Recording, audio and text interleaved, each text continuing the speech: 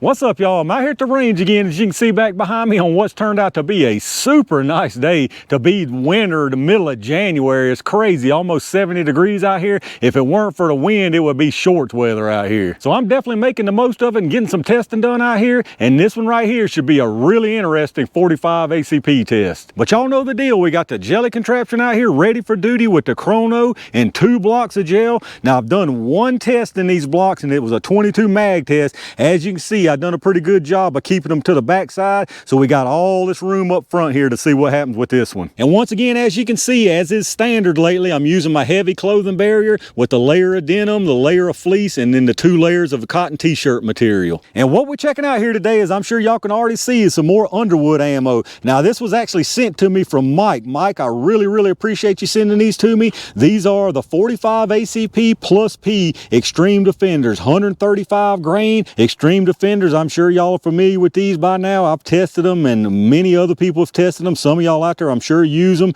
Really nice solid copper projectile with the flutes down the side, nice nickel plated casing. Now the box velocity on these is saying 1,335 feet per second. We probably will see that out of the full size. Now that's pretty fast for a 45 ACP, but 135 grains is also pretty light for a 45 ACP. So there's probably 2 different camps here. A lot of people, when it comes to 45 ACP, it's 230 grain ball or nothing at all. And a lot of other people are okay with this lighter stuff. So we'll see how they do for sure. And what we're going to be testing them out of here today is 2 different barrel lengths. I've got the Colt 1911, the little officer model here with the 3.5-inch barrel. And then we got the Rock Island Armory with the 5-inch barrel, the full size 1911. I personally never tried any of these in 45 ACP, so I'm very curious myself to see how these perform and make sure they don't have any kind of cycling issues in these 1911s. So let me get this stuff set up and let's check them out. All right, let's get some speeds on these things, y'all. I'm gonna do a 5-round average from each barrel length. We're gonna start with the 3.5-inch Colt first.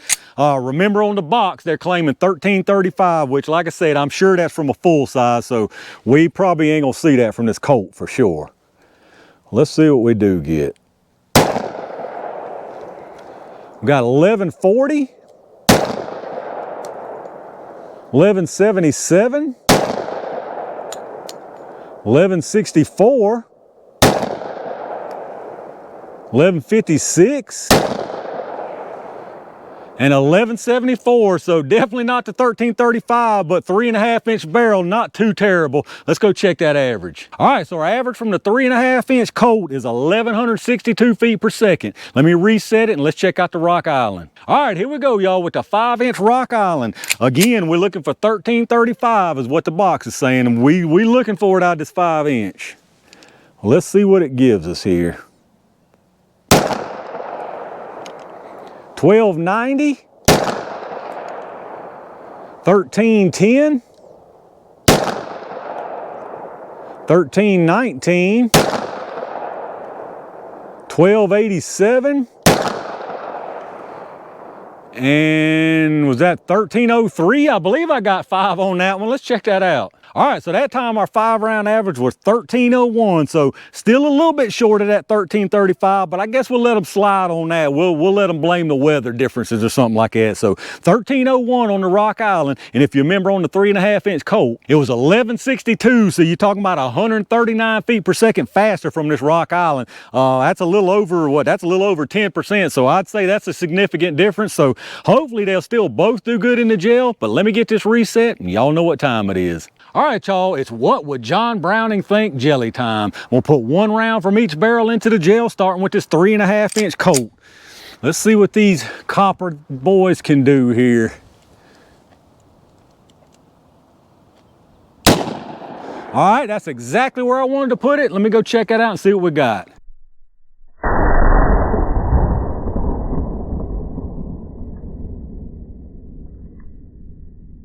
All right, that's looking really good down there from just that little 3.5-inch barrel. So let's see what this 5-inch can do. I'm gonna try to put this one right up under that one. Hopefully I don't goof it up and get into the track. Let's see what she can do, y'all. All right, I think I went pretty low on that. I may have to do that one over. Let me go check it out.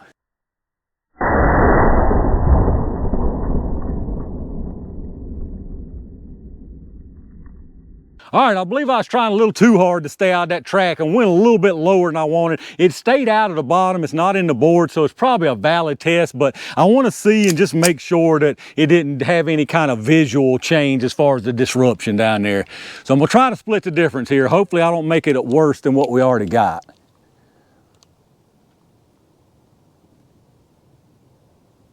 All right, I think that should have been a good one. Let me go check out what we got.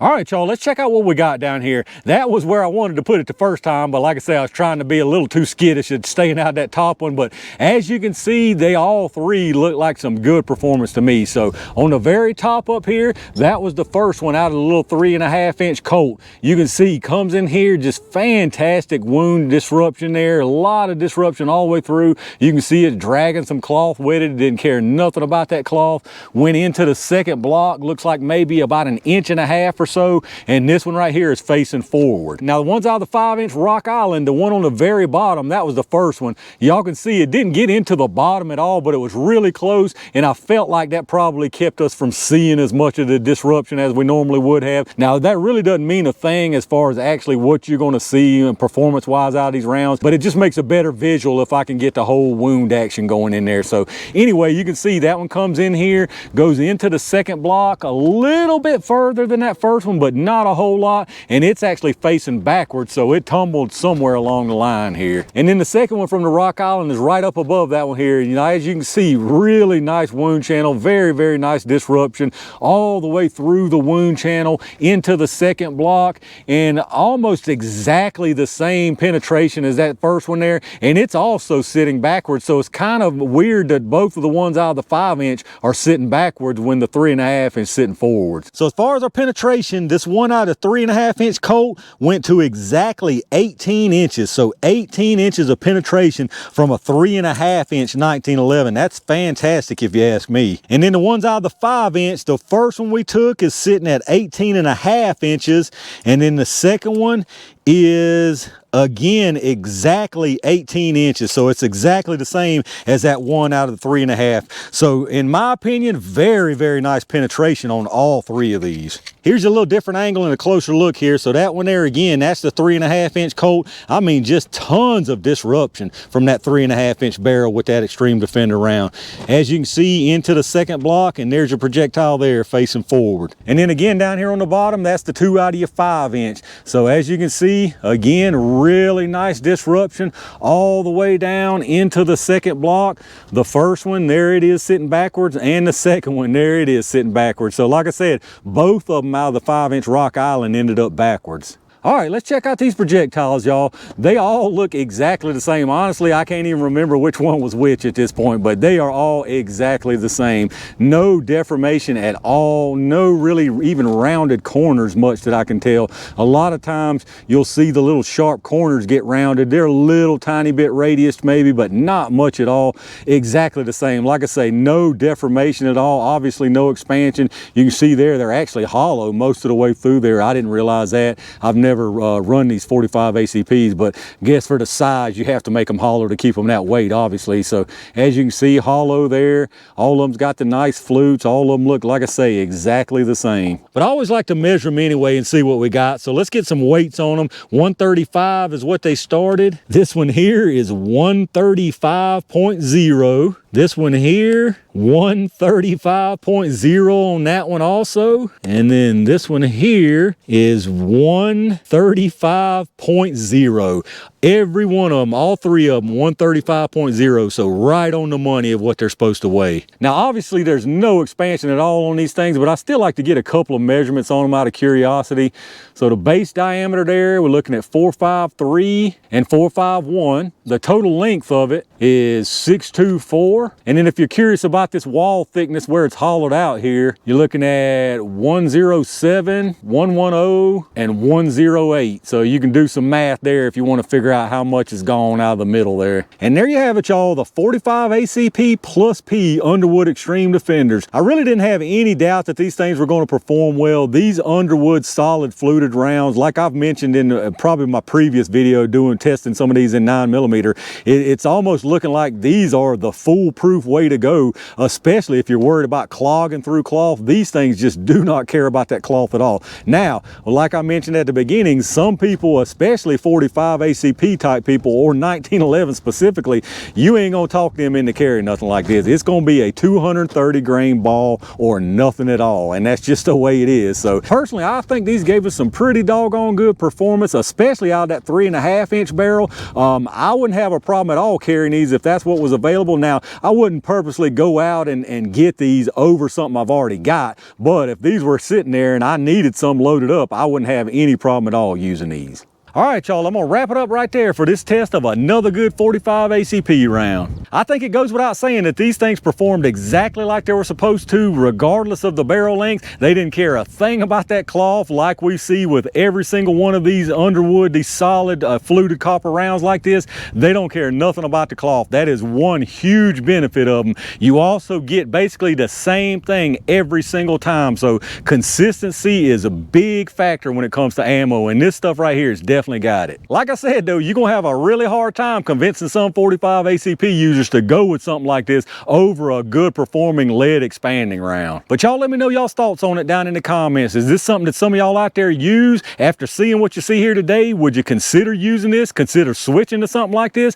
Let me know down in the comments what you think about it. If you did enjoy this video, take a second if you would and hit that thumbs up button, subscribe to the channel, and click that bell notification icon so you can hopefully get notified when I upload new stuff. Check out those affiliate links in the video description down there. You know the deal with that Amazon. If you shop through there anyway, hit up that storefront link first. You go straight through Amazon like normal from there, and anything you buy after that, I get a kickback from them towards the channel. Same deal with the Axle links. If you're looking for some fantastic ear pro, check out those Axle GS Extremes down there. Hit up that link first and you can save a pile of money instead of going straight to their site. Like I tell y'all every single time, I appreciate all my Range Gang members and every single one of y'all out there for supporting the channel the way y'all do. I got a steady flow of good stuff headed y'all's way, so be on the lookout for it. And in the meantime, stay safe, stay prepared, and I'll see you soon.